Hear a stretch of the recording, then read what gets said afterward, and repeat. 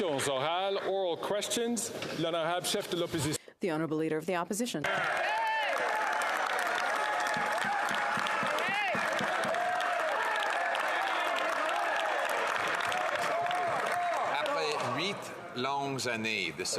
After 8 long years of this Prime Minister, he's not worth the cost, and especially in Quebec, where the inflation rate has hit 4.8%, higher than elsewhere in Canada. After 8 years of inflationary deficits, the solution proposed by the Liberals and the Bloc is to significantly increase costs through a tax on gas and diesel that will increase the cost of every product that's transported. Will they put an end to these inflationary policies so that Quebecers can buy food and gas and housing? The Honourable Minister. Merci, Monsieur le Président. Nous n'avons aucune leçon. Thank you, Mr. Speaker. We have no lessons to take from the Conservatives. What the Conservatives are proposing for the Canadians listening to us is to cut services, cut investments, and cut the future of Canada. We have a plan to help Canadians prosper in the 21st century economy. And what Canadians are realizing is that the Conservatives are too dangerous for our country. Thank you.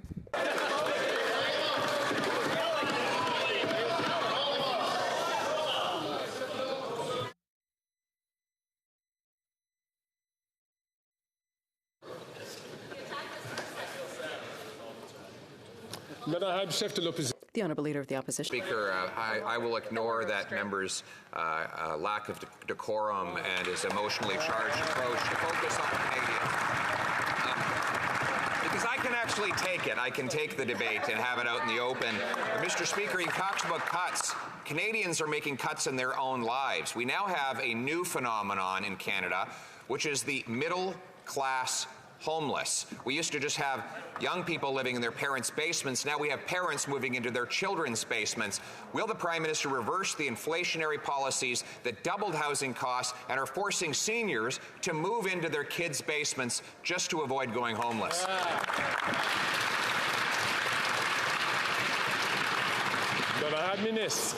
Mr. Speaker, I thank the honourable colleague for the question. Canada has a AAA credit rating, the lowest debt-to-GDP ratio in the G7, and low unemployment. And in addition, we will always be there to support the middle class, Mr. Speaker, whether it is 6 million old age seniors with the old age security benefit, whether it is 11 million Canadians with the grocery rebate, whether it is 4 million Canadians with the business supports. Mr. Speaker, what we do on this side of the House is invest in Canadians to build a stronger economy day after day, year after year, and we will continue on that course. Thank you, Mr. Speaker.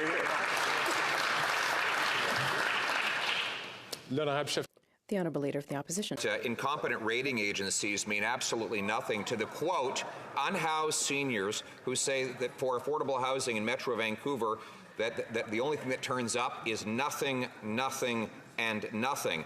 Nor does it mean anything to, and I quote again, this is even from the CBC, living in his broken down car, homeless man says he has until Thursday to move. We have both nurses and carpenters living in parking lots after 8 years of this Prime Minister doubling housing costs. Will they stop driving up the cost of living so that Canadians can house, feed, and heat their families?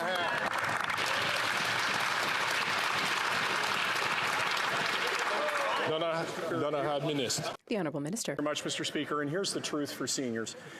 Fixing the global inflation problem is not going to be fixed by cutting dental support to 3.5 million seniors, and that's what the Leader of the Opposition would do. On top of that, Mr. Speaker, to get to the tens of billions of dollars of cuts he's talking about, it would mean cuts to our healthcare system. It would mean making sure, unfortunately, that the investments like we saw in BC to transform our health system won't happen. What does that mean, Mr. Speaker? It doesn't mean just poor health outcomes. It means more costs in the future. It means a less resilient country, and it means a much worse future for our seniors. That's what he's peddling, Mr. Speaker.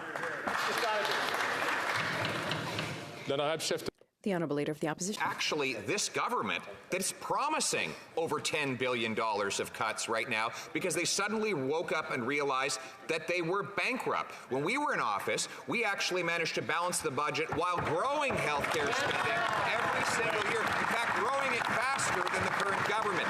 But today, the biggest threat to the health of Canadians is homelessness. People are losing their homes because this Prime Minister has doubled the cost of housing. Will he realize, with people living in parking lots, that after 8 years, he's just not worth the cost?